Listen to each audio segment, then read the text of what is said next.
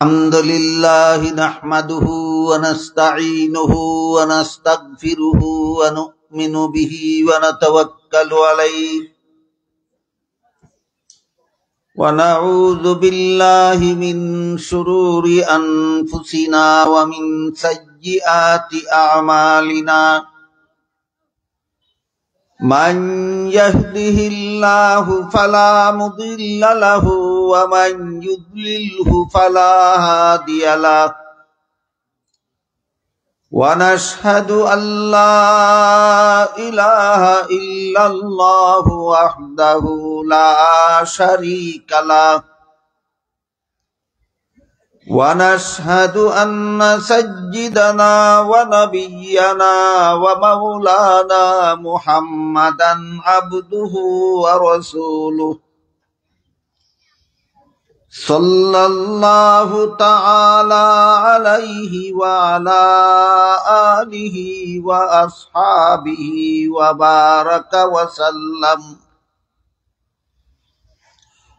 أما بعد فأعوذ بالله من الشيطان الرجيم بسم الله الرحمن الرحيم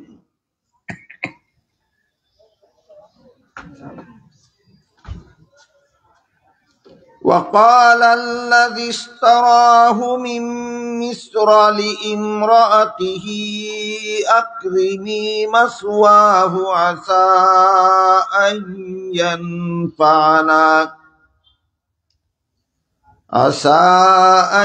ينفعنا أو نتخذه ولدا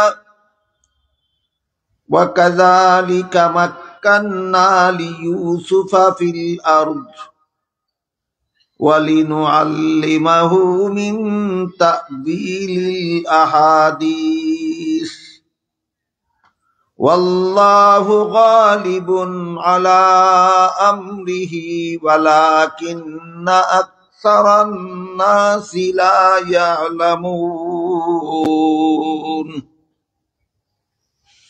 بارك الله لنا ولكم في القرآن العظيم ونفعنا وإياكم بالآيات والذكر الحكيم حضرات উলামায়ে কেরাম মুহতারাম হাজিরিন এলাকার সর্বস্তরের মুসলমান ভাইয়েরা আমার এতদঞ্চলের বাড়িঘরের পর্দার আড়ালে বসা আমার মা ও বোনেরা,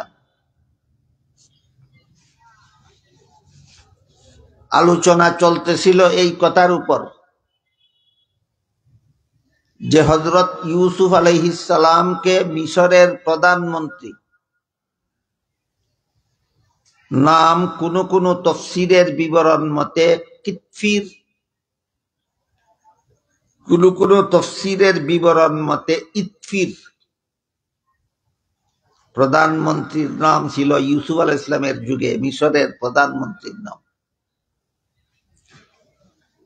আর প্রেসিডেন্টের নাম ছিল রায়্যান। তো প্রধানমন্ত্রী ইউসুফ আলাইহিস সালামের বড় 10 ভাইয়ের কাছ থেকে ইউসুফ আলাইহিস সালামকে কিনে নিয়েছিল। এই কিনার বিবরণের আলোচনা গত বছর হয়েছে। কিনে নিয়ে তার বিবি জুলাইখার কাছে লালন পালনের দায়িত্ব দিয়া সসম্মানে লালন পালন করার নির্দেশ দিছিল। এই প্রসঙ্গে আল্লাহ বলেন, এভাবে আমি বিপন্নতার হাত থেকে রক্ষা করে হযরত ইউসুফ আলাইহিস সালামকে প্রতিষ্ঠা করে দিলাম। ইউসুফ আলাইহিস সালামকে বিপন্ন করে ফেলেছিল তার বড় 10 ভাই। আমি বিপন্নতার হাত থেকে রক্ষা করে আমি ইউসুফ আলাইহিস সালামকে প্রতিষ্ঠিত করেছি। ভবিষ্যতে মানব জাতির মহান 3টা খেদমত আমি আল্লাহ তার কাছ থেকে নিব। একটা হলো আমি মানুষের স্বপ্নের ব্যাখ্যা দেওয়ার জ্ঞান তাকে দান করব।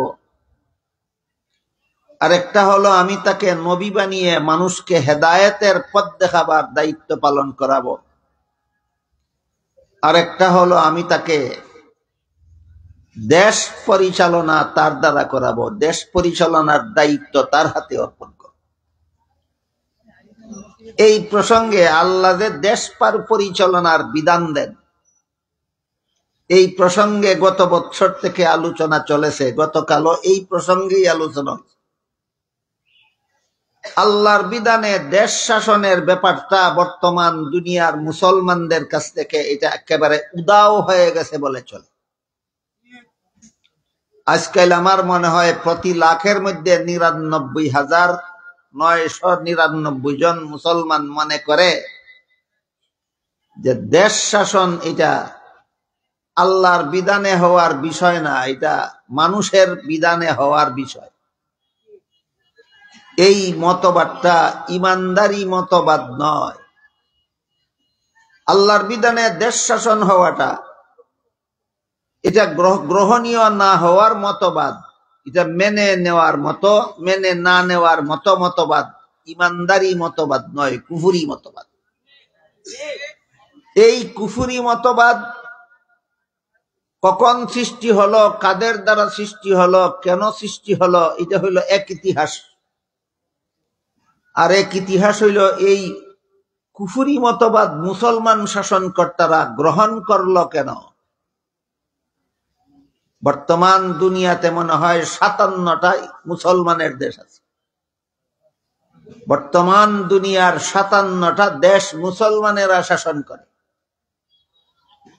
এর মধ্যে বর্তমান আফগানিস্তানের নামটা বাদ দিলে আর কোন একটা মুসলমানের দেশ মুসলমানেরা পুরাপুরি আল্লাহর বিধান মতে শাসন করে না। প্রায় সবাই মন গড়া বিধান মতো দেশ শাসন করে। ৫৭টা দেশের শাসনকর্তা মুসলমান হইয়াও আল্লাহর বিধান মতো, যে আল্লাহ বিশ্বাস করে মুসলমান হইল সেই আল্লাহর বিধান মতো দেশ শাসন না করে মন গড়া বিধান মতো দেশ শাসন মুসলমানেরা কেন করে, এর একটা রহস্য আছে। আমি গতকাল আপনাদেরকে ওয়াদা দিয়েছি, রহস্যটা ইনশাআল্লাহ বলবো। কিন্তু আল্লাহর বিধান মতো দেশ শাসন না করার এই যে চিন্তা চেতনা, মন মানসিকতা, আল্লাহর বিধানে দেশ শাসন না করার এই যে একটা দৃষ্টিভঙ্গি, একটা মতবাদ, এই মতবাদ উদ্ভাবনের ইতিহাসটা গতকাল বলতেছিলাম। সময়ের অভাবে অনেক তাড়াহুড়া করে বলার কারণে অনেক জরুরি কথা বলা বাকি রয়ে গেছে। শেষের দিকে আমার পরে যিনি বয়ান করবেন তিনি স্টেজে পৌঁছে যাওয়ার কারণে কথা অসমাপ্ত রেখেই তাড়াহুড়া করে আমি বন্ধ করে দিয়েছিলাম। এই কারণে সেই ব্যাপারটা খোলাসা করে আমি আপনাদের সামনে তুলে ধরতে চাই যে আল্লাহর প্রতি বিশ্বাসী হয়েও, আল্লাহকে বিশ্বাস করেও আল্লাহর বিধান মতে দেশ শাসন না করার মতবাদ কখন থেকে, কাদের দ্বারা, কেন সৃষ্টি করা হয়েছিল, এই ভ্রান্ত মতবাদ কেন উদ্ভাবন করা হয়েছিল। গতকাল এই প্রসঙ্গে বলেছিলাম আজ থেকে প্রায় ৩০০ বছর আগে ১৮ শতাব্দীর কাছাকাছি সময়ে ইউরোপের খ্রিস্টানেরা ধর্মের নামে কতগুলি ভ্রান্ত মতবাদে বিশ্বাসী ছিল। গতকাল এই ব্যাপারটা মোটামুটি বিস্তারিতই আপনাদেরকে বলা হয়েছে। ইউরোপিয়ান খ্রিস্টানেরা ধর্মের নামে অধর্ম কথায় বিশ্বাসী ছিল, অবান্তর কথায় বিশ্বাসী ছিল, অবাস্তব কথায় বিশ্বাসী ছিল। এমতাবস্থায় আধুনিক বিজ্ঞানের প্রসার লাভ করেছিল পৃথিবীতে সর্বপ্রথম ওই তাদের দেশে, ইউরোপে। যে দেশের খ্রিস্টানেরা ধর্মের নামে ভ্রান্ত মতবাদে বিশ্বাসী ছিল সেই দেশে আধুনিক বিজ্ঞানের বিকাশ লাভ হয়েছিল। তাই তাদের দেশে বিজ্ঞানে আর ধর্মে লড়াই হয়েছিল, দ্বন্দ্ব, রক্তক্ষয়ী দ্বন্দ্ব হয়েছিল। ধর্মের অনুসারীরা বিজ্ঞানের অনুসারীদেরকে জীবন্ত আগুনে পুরাইয়া পর্যন্ত মারছিল। ধর্মে আর বিজ্ঞানে একটা লড়াই হয়েছিল তাদের দেশে।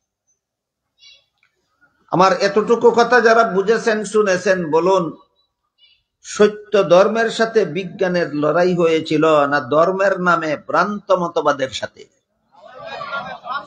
এটা একটা অত্যন্ত গুরুত্বপূর্ণ পয়েন্ট, যা ইতিহাসটা বোঝার জন্য সকলের স্মরণ রাখা দরকার। এই কারণে বাকি কথা পরিষ্কারভাবে বোঝার জন্য এখানে দুইটা কথা আরো আগের থেকে পরিষ্কারভাবে জানা থাকা দরকার। একটা হইল বিজ্ঞান কাকে বলে, এই প্রশ্নের পরিষ্কার জবাব আমাদের মাথায় থাকতে হবে। আর একটা হলো ধর্ম কাকে বলে, এই প্রশ্নের জবাবটাও মাথায় পরিষ্কারভাবে থাকতে হবে। এরপরে এই দুইটা ডেফিনেশনের আলোকে, দুইটা জিনিসের সংজ্ঞার আলোকে পরবর্তী ইতিহাসটা আমাদের বুঝতে হবে। গতকাল আমি বলেছি, আল্লাহর জগতের কোনো কিছুর বাস্তব অবস্থা এবং গুণাবলী জানার নাম বিজ্ঞান।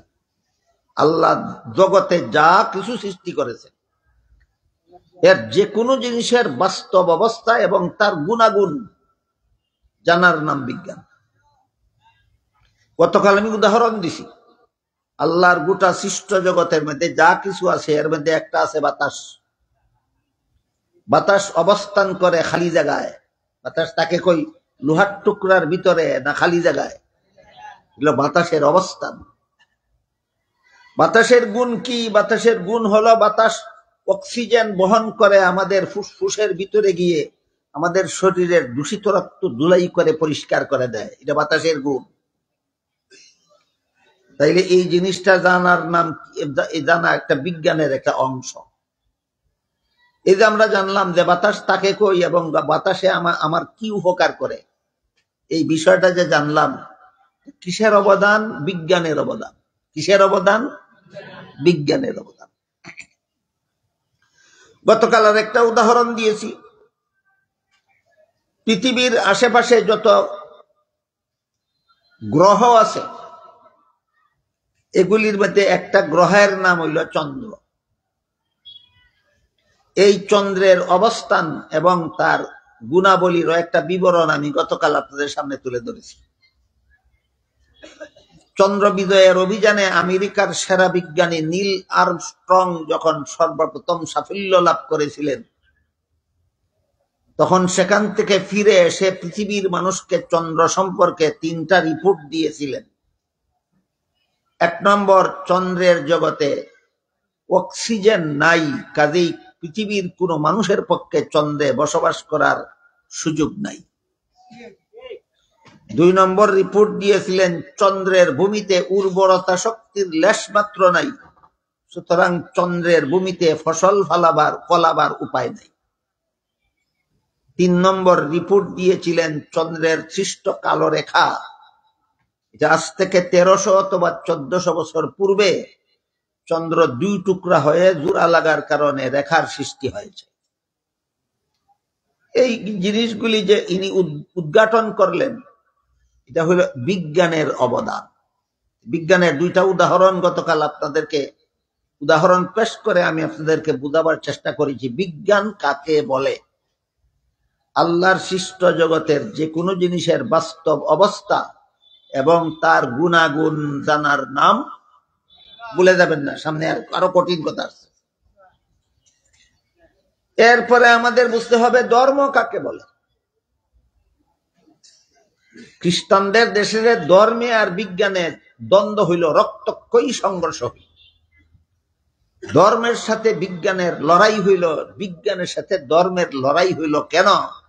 কেন বুঝতে গেলে আগে বিজ্ঞান কাকে বলে সেটা মনে রাখতে হবে এবং ধর্ম কাকে বলে সেটা বুঝতে হবে। তখনই বুঝে আসবে তাদের ধর্মের সাথে বিজ্ঞানের লড়াই হইল কেন। আমরা গতকালকে এবং আজকে বুঝে নিলাম বিজ্ঞান কারে কয়। এবার বোঝার চেষ্টা করি ধর্ম কারে কয়। আল্লাহ পাক রব্বুল আলামিন মানুষ সৃষ্টি করেছেন শুধুমাত্র তার ইবাদত করার জন্য। এই কথাটা আল্লাহ পরিষ্কার ভাষায় কোরআনে বলেছেন, ওয়ামা খালাকতুল জিন্না ওয়াল ইনসা ইল্লা লিয়াবুদুন। মানব দানবকে আমি শুধুমাত্র আমার ইবাদত করার জন্য সৃষ্টি করেছি। কাজেই ইবাদত করাই হলো মানুষ সৃষ্টির মূল লক্ষ্য। এই ইবাদত কাকে বলে? এই প্রশ্নের সংক্ষিপ্ত জবাব হলো, যথারীতি আল্লাহর বিধান পালন করার নাম ইবাদত। আল্লাহ নামাজ পড়ার বিধান দিয়েছেন, তাই নামাজ একটা ইবাদত। আল্লাহ রোজা রাখার বিধান দিয়েছেন, তাই রোজা রাখা একটা ইবাদত। আল্লাহ কোরআন তেলাওয়াত করার বিধান দিয়েছেন, তাই কোরআন তেলাওয়াত করা একটা ইবাদত। আল্লাহ দোয়া করার বিধান দিয়েছেন, তাই দোয়া করাও ইবাদত। আল্লাহ নবীর নামে দুরূদ শরীফ পড়ার বিধান দিয়েছেন, তাই নবীর নামে দুরূদ শরীফ পড়াও একটা ইবাদত। আর সকল ইবাদতের সমষ্টির নাম ধর্ম। ধর্ম কারে কয় বোঝা কি খুব কঠিন। সকল ইবাদতের সমষ্টির নাম ধর্ম। নামাজ, রোজা, হজ, যাকাত, কোরআন তিলাওয়াত, ওয়াজিফা, জিকির, তাসবিহ, দোয়া, দুরূদ, ইবাদত, বন্দেগী সবটুকুর সমষ্টির নাম হলো ধর্ম। এর সহজ উদাহরণ, আমার সামনে যে জিনিসটা আপনারা দেখতে পান, এটাকে মাউথ পিস বলা হয়। এটার সাথে একটা তারের সংযোগ আছে, এটাকে ওয়্যার বলা হয়। এটা একটা ডান্ডার মধ্যে বান্ধা আছে, এটাকে স্ট্যান্ড বলা হয়। এটার কানেকশন আছে ব্যাটারির সাথে, আর একটা কানেকশন আছে হয়তো কারেন্টের সাথে, আর না হয় মেশিনের সাথে। আবার কোন কোন ওয়্যারের সংযোগ আছে হরনের সাথে। একটা হইলো মাইকের হরন, একটা মাইকের ওয়্যার, একটা মাইকের ব্যাটারি, একটা মাইকের মেশিন, একটা মাইকের স্ট্যান্ড, একটা মাইকের মাউথপিস। মাইক কোনটা? এই প্রশ্নের যেই জবাব, একটা ইবাদতের নাম নামাজ, একটা ইবাদতের নাম রোজা, একটা ইবাদতের নাম হজ, একটা ইবাদতের নাম যাকাত, একটা ইবাদতের নাম কোরআন তেলাওয়াত, একটা ইবাদতের নাম দোয়া, একটা ইবাদতের নাম দুরূদ। তাইলে ধর্ম কোনটা? ওই প্রশ্নের সেই জবাব। তাহলে একটা একটা করে আমরা পরিষ্কার করি। মাইকের ব্যাপারে আগে আপনারা বলেন দয়া করে। একটা অংশের নাম মাউথপিস, একটা অংশের নাম স্ট্যান্ড, একটা অংশের নাম ওয়্যার, একটা অংশের নাম মেশিন, একটা অংশের নাম ব্যাটারি, একটা অংশের নাম হরন। মাইক কোনটা? সবটার সমষ্টি। মাইক কোনটা? সবটার সমষ্টি। ঠিক তেমনি ভাবে আল্লাহর একটা বিধান পালনের নাম নামাজ, একটা বিধান পালনের নাম রোজা, একটা বিধান পালনের নাম হজ, একটা বিধান পালনের নাম যাকাত, একটা বিধান পালনের নাম কোরআন তেলাওয়াত, একটা বিধান পালনের নাম দোয়া, একটা বিধান পালনের নাম দুরূদ। তাইলে ধর্ম কোনটা? সবটার সমষ্টি। ধর্ম কোনটা? সবটার সমষ্টি। আল্লাহর যাবতীয় বিধানাবলীর সমষ্টিকে একত্রে ধর্ম বলা হয়, আর পৃথক পৃথক ভাবে প্রতিটি বিধান পালনকে ইবাদত বলা হয়। কাজেই ইবাদত যদি আল্লাহর বিধানাবলীর সমষ্টি হয়ে থাকে, আল্লাহ যে বিধানগুলি দিয়েছেন এইগুলির সমষ্টিকে যদি ধর্ম বলা হয়, আর আল্লাহর সৃষ্ট বস্তুর অবস্থান এবং গুণাবলী জানার নাম যদি বিজ্ঞান হয়, দেখেন দুইটা জিনিসের ডেফিনেশন সামনে আসলো কিনা। আল্লাহর সৃষ্ট জগতের যে কোনো জিনিসের বাস্তব অবস্থা এবং গুণাবলী জানার নাম বিজ্ঞান, আর আল্লাহর বিধানগুলির সমষ্টির নাম ধর্ম। এবার বলেন, ধর্ম কার প্রদত্ত? আল্লাহর প্রদত্ত। জগৎ কার সৃষ্ট? আল্লাহ। আল্লাহর সৃষ্ট জগৎ, আল্লাহর দেওয়া ধর্ম, একটার সাথে আরেকটার সংঘর্ষ হওয়া তো অকল্পনীয় ব্যাপার। কেন বিজ্ঞানের সাথে ধর্মের সংঘর্ষ হবে? বিজ্ঞান তো আল্লাহর সৃষ্টি, কেন ধর্মের সাথে সংঘর্ষ হবে? ধর্ম তো আল্লাহর দেওয়া।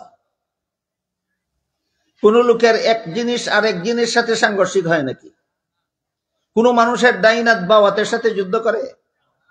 কোন জিনিসের ডান পা বাম পায়ের সাথে লড়াই করতে যায় না। তাহলে আল্লাহর সৃষ্টি জগৎ, আল্লাহর দেওয়া ধর্ম একটা আরেকটার সাথে লড়াই করতে যাবে কেন? একটা আরেকটার সাথে সংঘর্ষ করতে যাবে কেন?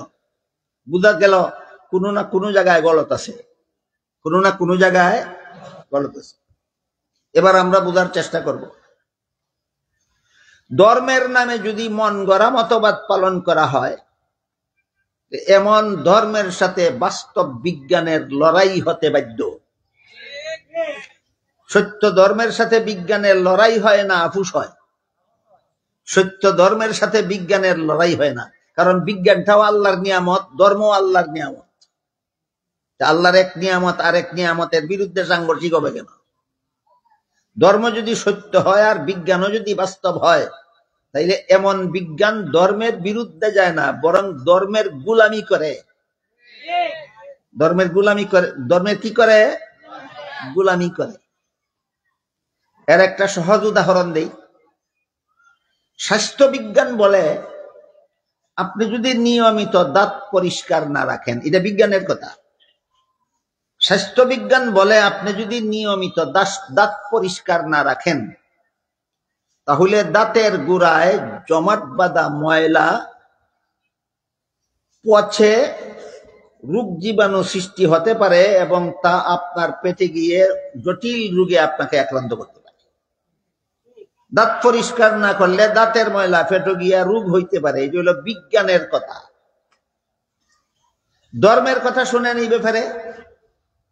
মুহাম্মদুর রাসূলুল্লাহ সাল্লাল্লাহু আলাইহি ওয়াসাল্লাম বলেন, লাউলা আন আশুক্কা আলা উম্মতি লা আমারতু লাউলা আন আশুক্কা আলা উম্মতি লা আমারতুহুম বিসওয়াকি ইনদা কুল্লি সালাতিন আও কামা ক্বালা আলাইহিস সালাতু ওয়াসসালাম। আল্লাহর রাসূল বলেন, দৈনিক 5 বেলা নামাজের সময় মিসওয়াক করার জন্য আমি হুকুম দিতাম, যদি উম্মতের জন্য কষ্ট হবে মনে না করতাম।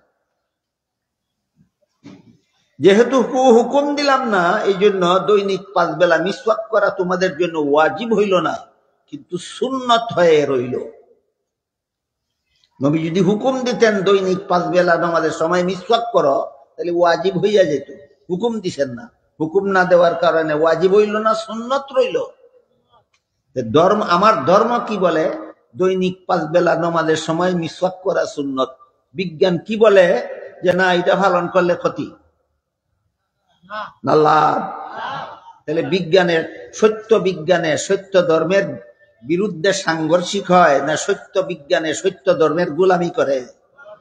কথাটা কি আপনাদেরকে বোঝাতে পারলাম?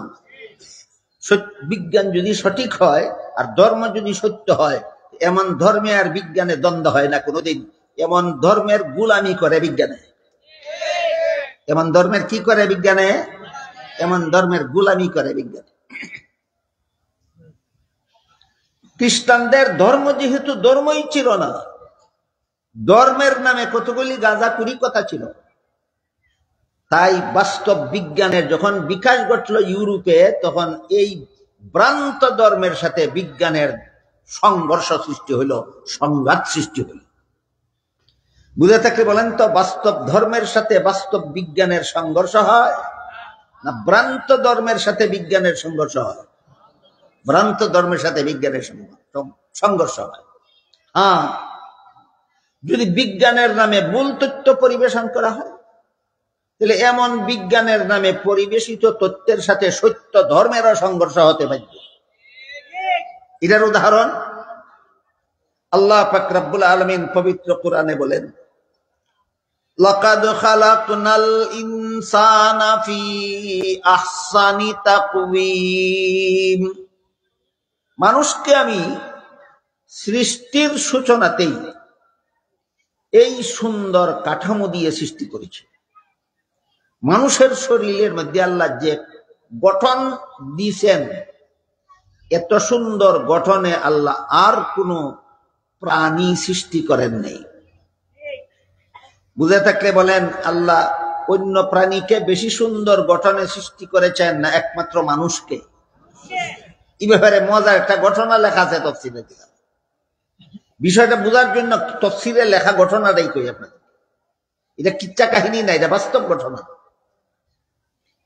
এক ব্যক্তি তার স্ত্রীকে বলছিল, তুই যদি আকাশের চন্দ্রের চেয়ে বেশি সুন্দর না হস, তাইলে তুই 3 তালাক। আকাশের চন্দ্রের চেয়ে বেশি সুন্দর যদি এর বউ না হয়, বউ 3 তালাক। এখন যেই শুনে সেই বলে যে তার বউ কি আর আকাশের চন্দ্রের চেয়ে বেশি সুন্দর নেই, এটা তালাক হয়ে গেছে। যোগ্য একজন মুফতি সাহেবের কাছে যখন ফতোয়া গেল, তিনি বলেন তালাক হয়েছে না। বলে কেন? সে কইছে তার বউ যদি চন্দ্রের চেয়ে বেশি সুন্দর না হয় তাহলে বউ তালাক। আল্লাহ কোরআনে বলছেন মানুষের চেয়ে বেশি সুন্দর করে আল্লাহ কিছু বানাইছেন না। আগে কো এর বউ মানুষ নি, যদি মানুষ হইয়া থাকে অবশ্যই চন্দ্রের চেয়ে বেশি সুন্দর।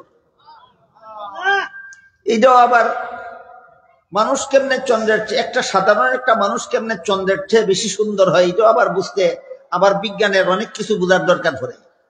আরো কিছু বিজ্ঞানের তথ্য বুঝলে এটাও বুঝবেন যে মানুষ কিভাবে চন্দ্রের চেয়ে বেশি সুন্দর হয়। বিজ্ঞানের দ্বারা আমরা জানতে পারছি পৃথিবীতে দাঁড়াইয়া আমরা চন্দ্রটাকে যে আলোকিত দেখতে পাই, চন্দ্র আলোকিত আকাশে জলমল জলমল জলমল করে, এই কারণে চন্দ্রটাকে সুন্দর দেখা যায়। চন্দ্রকে পৃথিবীর থেকে দেখতে, তাওরাতের অন্ধকারে দেখতে, দিনের আলোতে দেখতে চন্দ্র সুন্দর বলতে কিছুই নেই, জলমলি মোটেও নাই। আমার কথা বুঝে থাকলে বলেন, আকাশের চন্দ্রকে পৃথিবীর থেকে দিনের বেলায় ঝলমল করতে দেখা যায় না ফ্যাকাশে? ফ্যাকাশে দেখা যায়। আকাশের চন্দ্রকে রাতের বেলায়, রাতের অন্ধকারে আকাশের চন্দ্রকে আলোকিত ঝলমল ঝলমল করতে দেখা যায়। তখন চন্দ্রটা দেখতে সুন্দর। কিসের কারণে? আলোর কারণে। আধুনিক বিজ্ঞান বলে এই আলো চন্দ্রের নিজস্ব আলো নয়, সূর্য থেকে দাঁড় করা আলো। সূর্য থেকে দাঁড় করা আলো।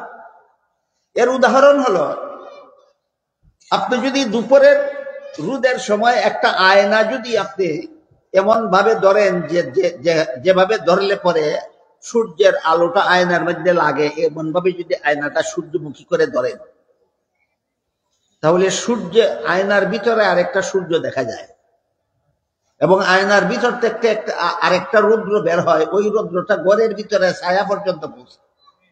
এটাকে আপনারা দেখেছেন কোনো সময়? তখন আয়নাটারে ঝলমল ঝলমল করতে দেখা যায়। বলেন তো, আয়নাটা নিজেই ঝলমলে ছিল না সূর্যের আলোর কারণে ঝলমল করতে দেখা যায়? কাজেই এই ঝলমলি আয়নার নিজস্ব সৌন্দর্য নয়, সূর্যের আলো লাগার কারণে ঝলমল করতে দেখা যায়। ঠিক তেমনি ভাবে পৃথিবীর থেকে আকাশের চন্দ্রকে যে রাত্রে ঝলমল করতে দেখা যায়, বিজ্ঞান বলে এটা চন্দ্রের নিজস্ব আলো নয়, সূর্যের আলো পতিত হওয়ার কারণে ঝলমল করতে দেখা যায়। তাহলে চন্দ্র বেশি সুন্দর না মানুষ বেশি সুন্দর? মানুষ বেশি সুন্দর। মুফতি সাহেব ফতোয়া দিলেন, এই বেটার বউ তালাক হইছে না। আল্লাহ কোরআনে বলছেন মানুষকে আল্লাহ সবচেয়ে বেশি সুন্দর বানাইছেন, আকাশের চন্দ্রের চেয়েও মানুষ সুন্দর। সুতরাং চন্দ্রের থেকে তার বউ বেশি সুন্দর না হইলে তালাক হইতো। যেহেতু বেশি মানুষ চন্দ্রের থেকেও বেশি সুন্দর, কোরআনের দ্বারা প্রমাণিত, কাজেই তার বউ তালাক হইছে না।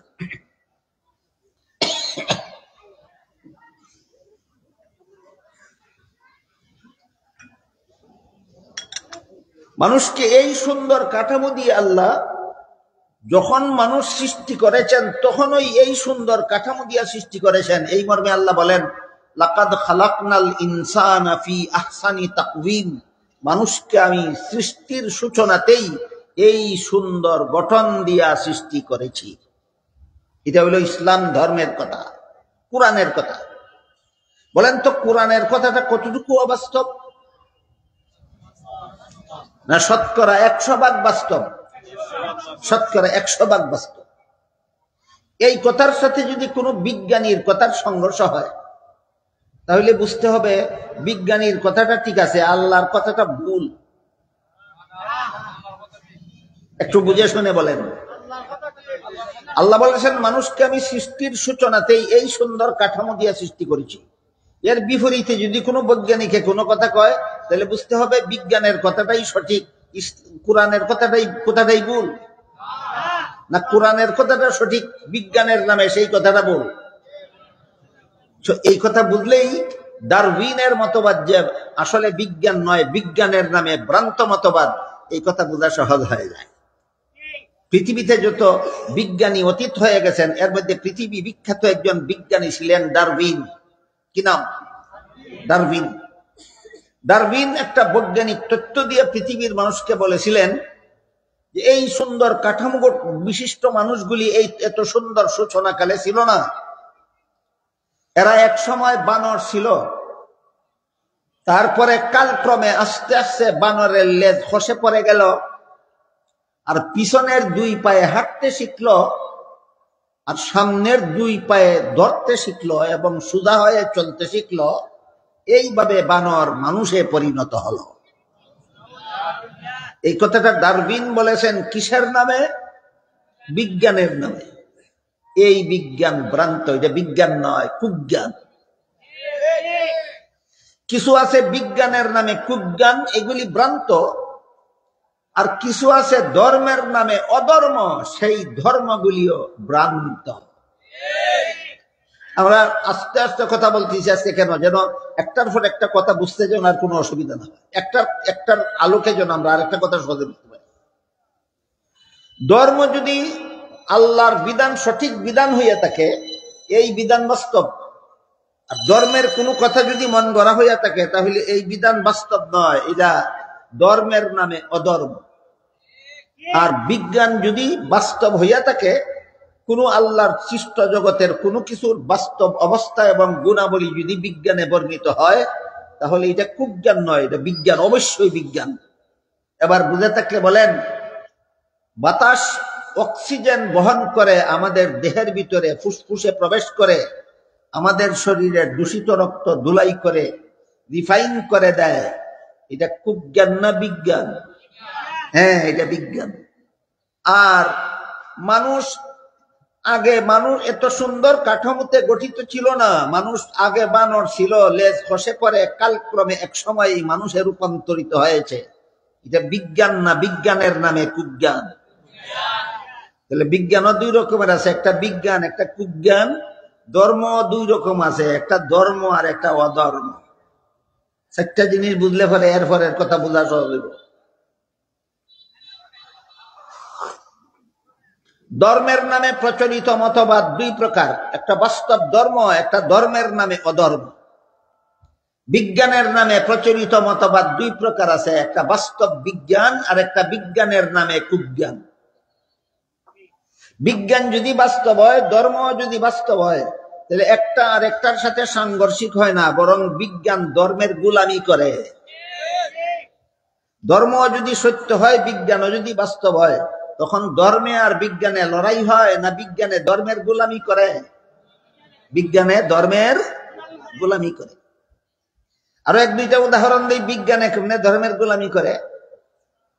আধুনিক বিজ্ঞানীরা বলতেছেন আজকাল, যে একটা মানুষ যদি হাত পা ধুইয়া পরিষ্কার হইয়া শান্ত মনে কিছু সময় দাঁড়ায়, এরপরে মাথাটা নুয়াইয়া কিছু সময় রাখে, এরপরে মাথাটা উঠায়, আবার মাথাটা আস্তে জমিনে রেখা এই কয়েক সেকেন্ড বিলম্ব করে, এরপরে মাথাটা আবার উঠায়, আবার যদি মাথাটা আস্তে জমিনে রেখে কিছুক্ষণ অপেক্ষা করে, তারপরে মাথাটা উঠায়, এইভাবে কয়েক মিনিট করলে তার মস্তিষ্কের ব্যায়াম হয়।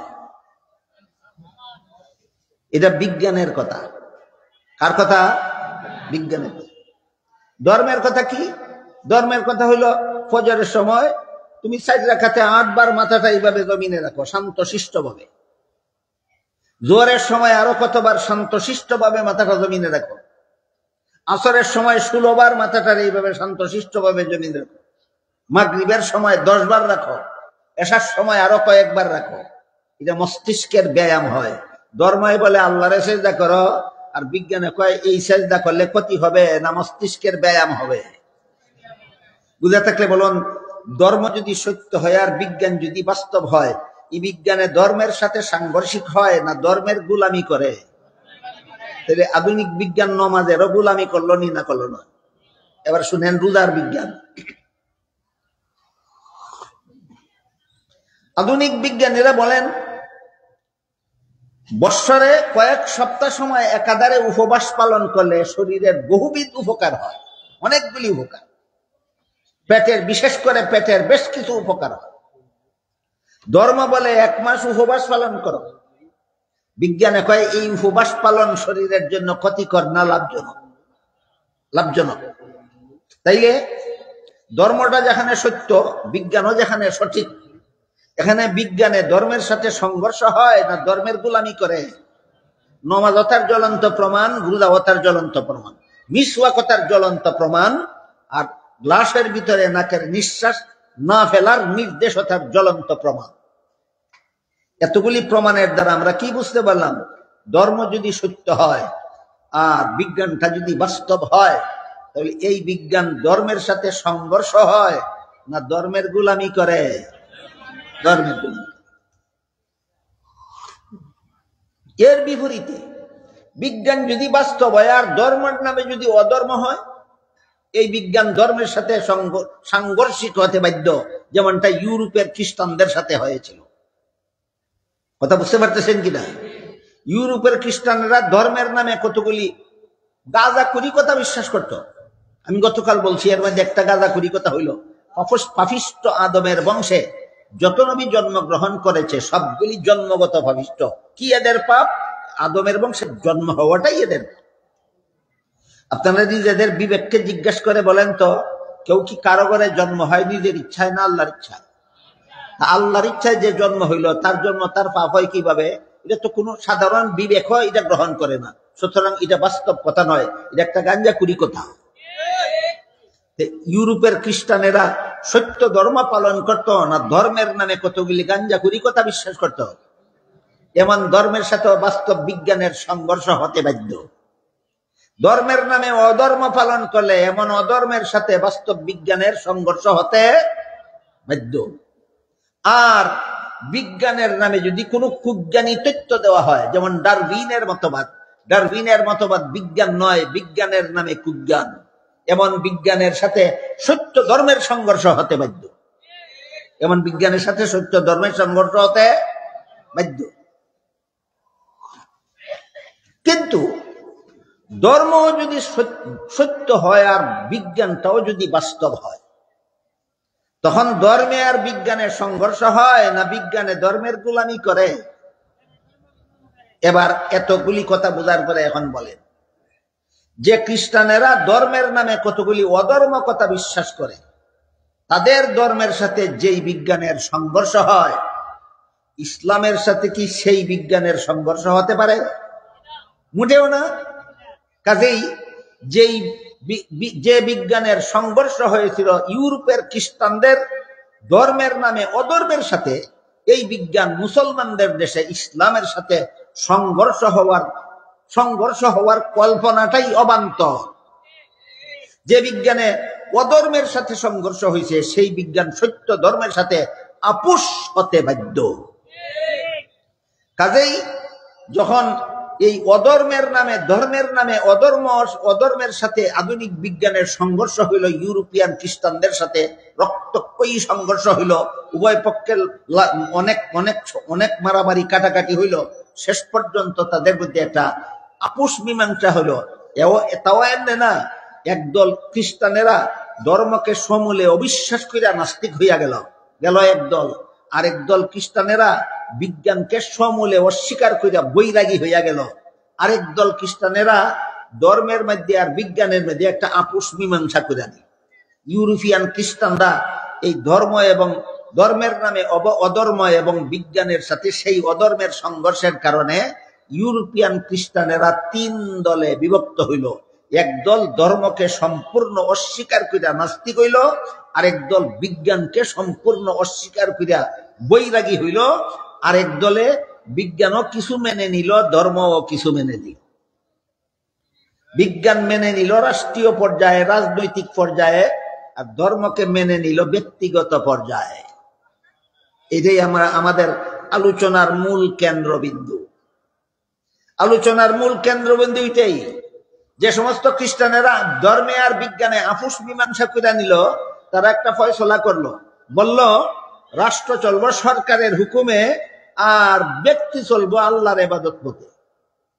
আল্লাহর হুকুম চলবে শুধু ব্যক্তি জীবনে, রাষ্ট্র জীবনে আল্লাহর হুকুম চলবে না, রাষ্ট্রীয় জীবনে চলবে সরকারের হুকুম। বাকি কথা বোঝার জন্য আপনারা একটু দয়া করে বলেন, ব্যক্তি জীবন বড় না রাষ্ট্রীয় জীবন বড়? ব্যক্তি জীবন রাষ্ট্রীয় জীবনের তুলনায় ব্যক্তি জীবন একটু সামান্য মাত্র, রাষ্ট্রীয় জীবনটা বিশাল। তাইলে কোন জীবনে আল্লাহর আধিপত্য দিল আর কোন জীবন সরকারের জন্য নিয়ে গেল? ক্ষুদ্রতম জীবনের বিধিবিধান দেওয়ার অধিকার দিল আল্লাহরে, আর বিশাল জীবনের বিধিবিধান দেওয়ার দায়িত্ব দিয়া দিল সরকারকে। এখান থেকেই আল্লাহর বিধানে দেশ শাসন না করার মতবাদের উৎপাদন হয়। এই দীর্ঘ ইতিহাস বুঝে থাকলে এবার বলেন, আল্লাহর বিধানে দেশ শাসন না করার যে একটা বেঈমানি মতবাদ, কুফরি মতবাদ, এই মতবাদটা কারা উৎপাদন করেছে? একদল খ্রিস্টানেরা। এরা কোন দল খ্রিস্টান? যারা বিজ্ঞানকেও অস্বীকার করে না, ধর্মকেও অস্বীকার করে না, বরং ধর্মকে ব্যক্তি জীবনে সীমাবদ্ধ করে নিয়া রাজনীতিকে বিজ্ঞানের হাওলা করে দিয়া যে আপোষ মীমাংসা করলো, এখান থেকেই আল্লাহর বিধান, রাজনীতি থেকে আল্লাহর বিধানকে চিরকালের জন্য নির্বাসন দেওয়া হয়। আল্লাহর বিধানে দেশ শাসন না করার মতবাদের এই হইল ইতিহাস। এখান থেকে এই ইতিহাসটা শুরু হয়। বলেন তো, এই ইতিহাসটা মুসলমানের হাতে শুরু হয়েছে না একদল খ্রিস্টানের হাতে শুরু হয়েছে? এই ইতিহাসটা তো মুসলমানের হাতে সৃষ্টি হয়েছে না, এই ইতিহাসটা তো একদল খ্রিস্টানের হাতে সৃষ্টি হয়েছে। খ্রিস্টান তিন দলে বিভক্ত হয়েছে। একদল খ্রিস্টানের ধর্মের সম্পূর্ণভাবে অস্বীকার করিয়া নাস্তিক হয়েছে, আরেক দল খ্রিস্টান বিজ্ঞানের সম্পূর্ণভাবে অস্বীকার করিয়া বৈরাগী হয়েছে, আরেক দল খ্রিস্টানে বিজ্ঞানে আর ধর্মে এইভাবে আপোষ করে নিছে যে ধর্ম চলবে ব্যক্তি জীবনে আর বিজ্ঞান চলবে রাজনৈতিক জীবনে।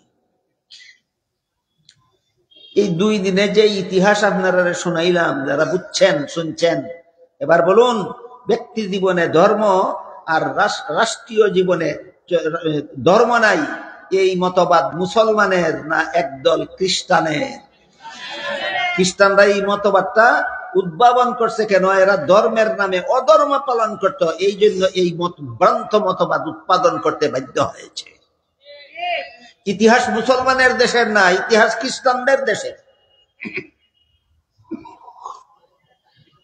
এটার এই পরবর্তীতে আরেকটা নূতন নাম দেওয়া হয়েছে সাজাইয়া, যে ধর্ম চলবে ব্যক্তি জীবনে আর রাষ্ট্র চলবে মানুষের মানব রচিত আইনে। মানুষ ধর্ম পালন করবে আল্লাহর বিধান মতো, আর দেশ শাসন করব মানুষের মানব রচিত আইনের দ্বারা। আল্লাহর আইনের দ্বারা ব্যক্তি জীবন চলবে আর মানব রচিত আইনের দ্বারা রাষ্ট্র চলবে। এই মতবাদটারে শেষ পর্যন্ত একটা আধুনিক শব্দে রূপান্তরিত করা হয়। সেই শব্দটা হলো সেকুলারিজম। শব্দটা কি? সেকুলারিজম। এটারে বাংলায় কয় ধর্ম নিরপেক্ষতাবাদ। আমি কি দুই দিনে আপনাদেরকে সেকুলারিজমের ডেফিনেশনটা বুঝাতে পারলাম? ধর্ম নিরপেক্ষতাবাদের সংজ্ঞা বুঝাতে পারলাম? যে মতবাদে আল্লাহর বিধান ব্যক্তি জীবনে চলে, রাজনৈতিক জীবনে আল্লাহর বিধান চলে না, এই মতবাদের নাম ধর্ম নিরপেক্ষতাবাদ।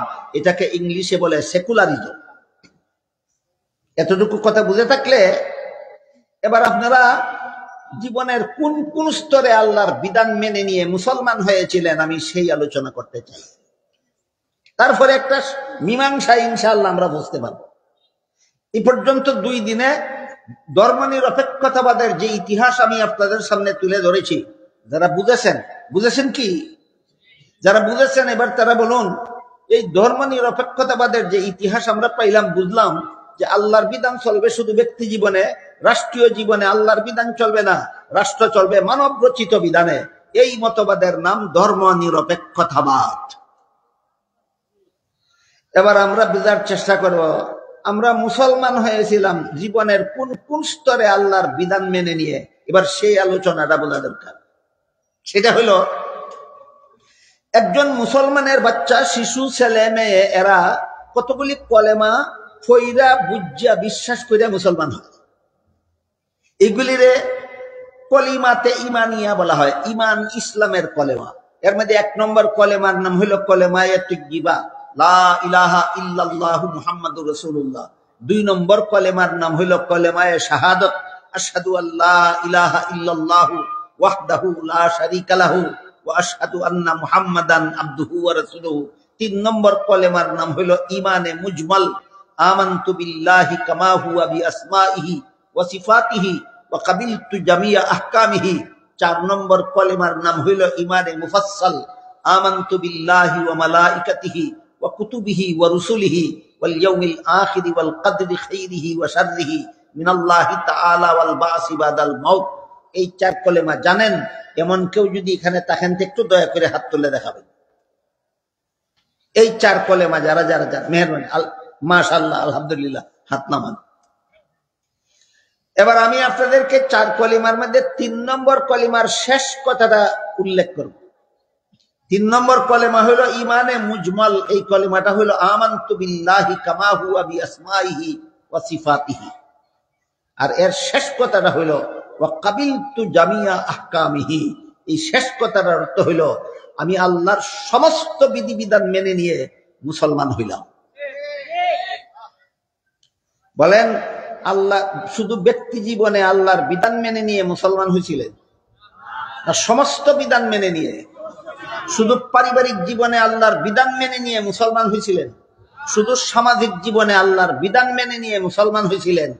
শুধু রাষ্ট্রীয় জীবনে আল্লাহর বিধান মেনে নিয়ে মুসলমান হয়েছিলেন না সমস্ত বিধান?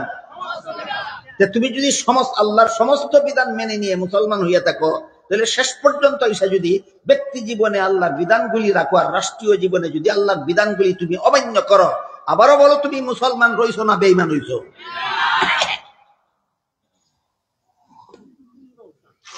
এই জন্য ধর্ম নিরপেক্ষতাবাদ কুফরি মতবাদ। ধর্ম নিরপেক্ষতাবাদ মানুষকে রাষ্ট্রীয় জীবনে আল্লাহর বিধানে বিশ্বাসী থাকতে দেয় না। ধর্ম নিরপেক্ষতাবাদে মুসলমানকে রাষ্ট্রীয় জীবনে আল্লাহর বিধানে বিশ্বাসী থাকতে দেয় না। আর আমরা জীবনের সর্বস্তরে আল্লাহর বিধান মেনে নিয়ে মুসলমান হয়েছিলাম।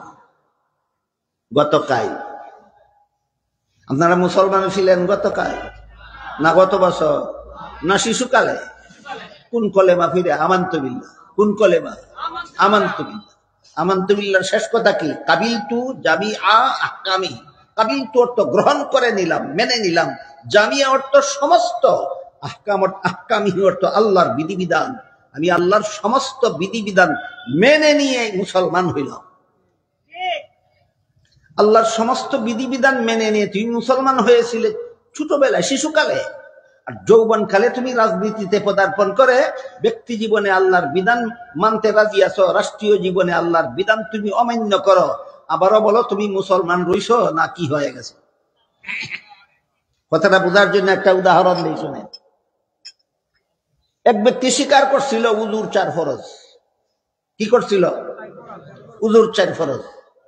উজুর 4 ফরজ স্বীকার কইরা, বিশ্বাস কইরা উজু শুরু কইরা মুখ ধুইল, তারপরে হাত ধুইল, তারপরে মাথা মাসা করলো, এরপরে কয় ফাউদু আর বিধানে আমি বিশ্বাসী নই।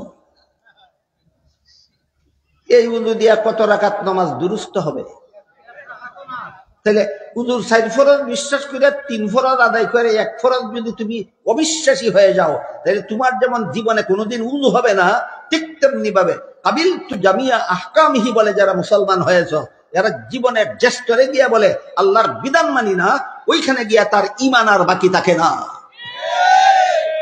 এই জন্য ধর্ম নিরপেক্ষতাবাদের নাম কুফরি মতবাদ। আমি কি আপনাদেরকে বোঝাতে পারলাম ধর্ম নিরপেক্ষতাবাদ কুফরিবাদ কেন? জীবনের একটা স্তরে গিয়ে আল্লাহর বিধানে অবিশ্বাসী বানায়।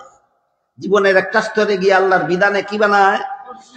কোন জীবনে? রাজনৈতিক জীবনে। কোন জীবনে?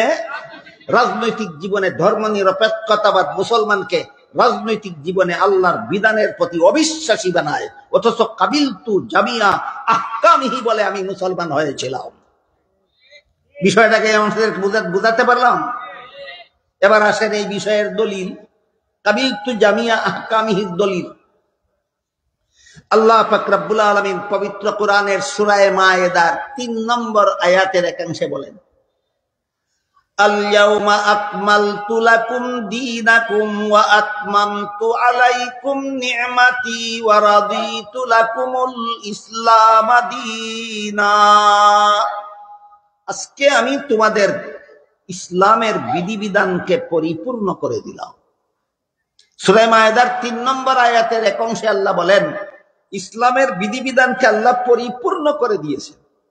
এই পরিপূর্ণতার যত ব্যাখ্যা আছে, সকল ব্যাখ্যার সারমর্ম হলো ইসলামের বিধিবিধান সর্বযুগের সর্বলোকের সব সমস্যার সমাধান।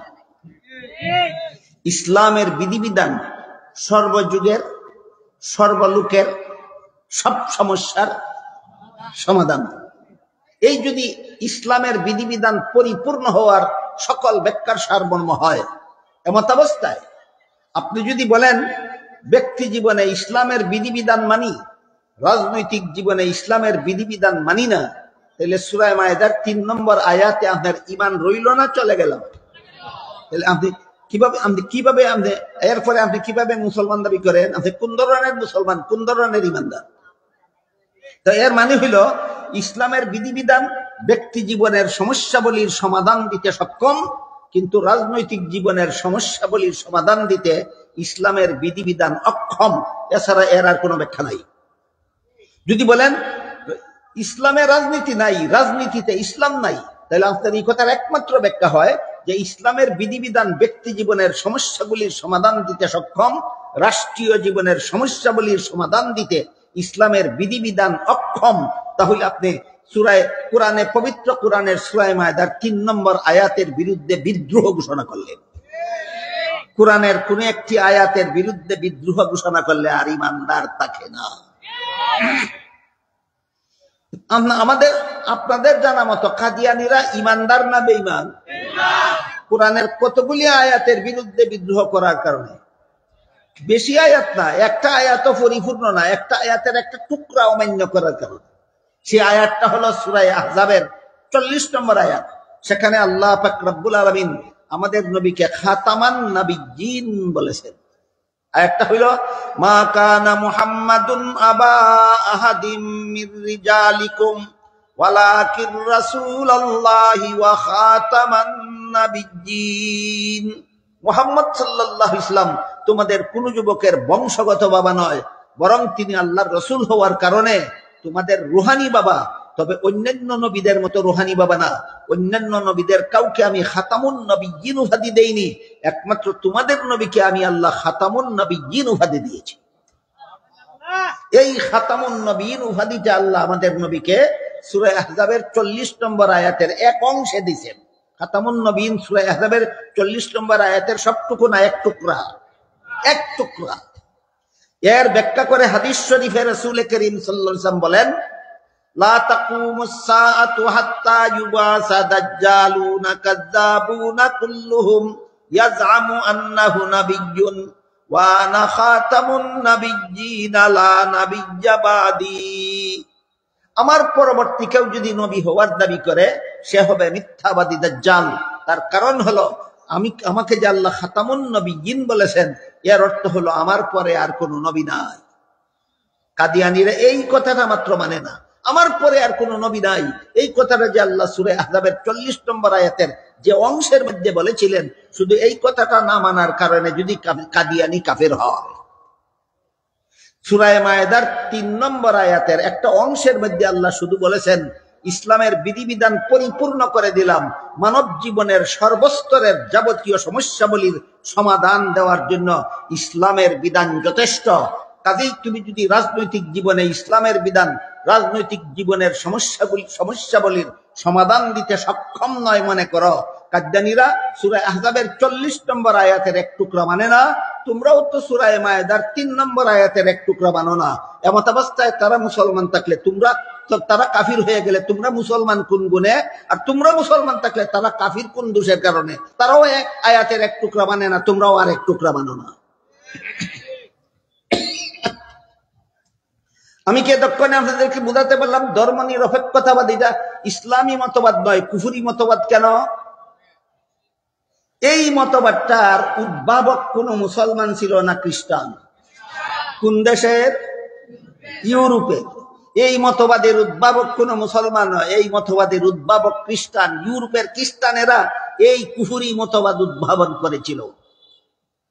এবার আমাদের জানার ব্যাপার, বর্তমান দুনিয়ার 57টা মুসলমানের দেশে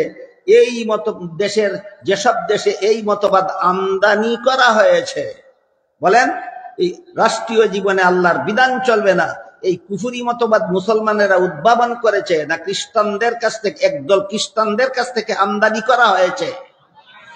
এবার আমরা বোঝার চেষ্টা করবো খ্রিস্টানদের এই কুফুরি মতবাদ মুসলমান সমাজে আমদানি করার রহস্যটা কি? বিনা রহস্যে না রহস্য আছে? আজকে শুধু শুরু করি, আগামীকাল ইনশাল্লাহ বাকিটা বলবো, নাকি সপ্তাহে আগামীকালের জন্য রেখে দেব? আপনাদের ইচ্ছা। আজকে খালি শুরু করি, আগামীকাল বলবো যে খ্রিস্টানদের উদ্ভাবিত এই কুফুরি মতবাদ রাষ্ট্রীয় জীবনে আল্লাহর বিধান চলবে না, এই কুফুরি মতবাদ খ্রিস্টানরা উদ্ভাবন করেছিল। কেন উদ্ভাবন করেছিল, কোন পরিস্থিতি করেছিল, 2 দিনে তার ইতিহাস বলে শেষ করেছি। এবার মুসলমানদের দেশে খ্রিস্টানদের উদ্ভাবিত এই কুফুরি মতবাদ রাষ্ট্রীয় জীবনে ইসলাম চলবে না, এই কুফুরি মতবাদ মুসলমান সমাজের রাজনীতিবিদরা এবং শাসনকর্তারা কোন কারণে মুসলমানের সমাজে আমদানি করলো। এই আমদানি করার শুরুতে তারা একটা যুক্তি দিছিল, যেহেতু ইউরোপে ধর্মের সাথে বিজ্ঞানের সংঘর্ষ হয়েছে, আর এটা এই রাষ্ট্রীয় জীবন থেকে ধর্মরে বাদ দেওয়ার কারণে সংঘর্ষটা দমন হয়েছে, কাজেই মুসলমানদের দেশেও ধর্মের সাথে বিজ্ঞানের সংঘর্ষ হবে, আর এই সংঘর্ষ থেকে বাঁচাইবার জন্য আমরা আগেভাগে এই রাজনৈতিক জীবন থেকে আল্লাহরে বিদায় দিয়া দিলাম। এই যুক্তি দিয়া ওইখানের মতবাদ এখানে আমদানি করা হয়েছে। যেহেতু তাদের দেশে সংঘর্ষ হয়েছিল রাষ্ট্রীয় জীবনে আল্লাহর বিধান থাকার কারণে, কাজেই মুসলমানের দেশেও যদি রাষ্ট্রীয় জীবনে আল্লাহর বিধান থাকে, ওইখানে যেমন রক্তক্ষয়ী সংঘর্ষ হয়েছিল এখানেও রক্তক্ষয়ী সংঘর্ষ হবে। এই সংঘর্ষ থেকে জাতিকে রক্ষা করার জন্য আমরা রাজনৈতিক জীবন থেকে আল্লাহর বিধানকে নির্বাসনে পাঠাইলাম। এই যুক্তি দিয়ে আমদানি করা উচিত। এটা হইলো আত্মীর দেখাইবার দাঁত একরকম আর খাইবার দাঁত আর একরকম থাকে না? আত্মীর দাঁত 2 রকম থাকে, এক দাঁত মোটা মোটা, 2টা দাঁত 2 পাশে থাকে, এই দাঁত দিয়া খায় না, এটা শুধু দেখায়। আর যে দাঁত দিয়া খায় সেই দাঁত দেখায় না। ঠিক তেমনি ভাবে মুসলমানদের সমাজে রাষ্ট্রীয় জীবন থেকে আল্লাহর বিধানকে বিদায় দেওয়ার যে যুক্তি এখান বলা হইল, এটা আত্মীর দেখাবার দাঁতের মতো। এই যুক্তি শুধু সমাজের মানুষকে দেখায়, কিন্তু আসলে এটা আসল কারণ নয়। আসল কারণ হইল যে সমস্ত মুসলমানের দেশে এই মতবাদ আমদানি করা হয়েছে যে মানুষ ধর্ম পালন, আল্লাহর বিধান পালন করবে ব্যক্তি জীবনে, রাজনৈতিক জীবনে ইসলামের কোনো বিধিবিধান পালন করা যাবে না, রাষ্ট্রীয় জীবনে আল্লাহর কোনো বিধিবিধান পালন করা যাবে না। এর আসল রহস্য গোপন রয়েছে। সেই রহস্যের একটা আজকে বলি, বাকিগুলি ইনশাল্লাহ আগামীকাল বলব। একটা রহস্য হইল ইসলামে স্বজন প্রীতি হারাম, আল্লাহর বিধানে স্বজন প্রীতি হারাম। স্বজন প্রীতি হারাম। স্বজন প্রীতি মানে আমার আত্মীয় লাগে, আমার আপনজন লাগে, আমার বন্ধু লাগে, অথবা আমার দলের সদস্য, সে যত বড় অপরাধই করুক তার উপর কোনো দণ্ডবিধি প্রয়োগ করব না।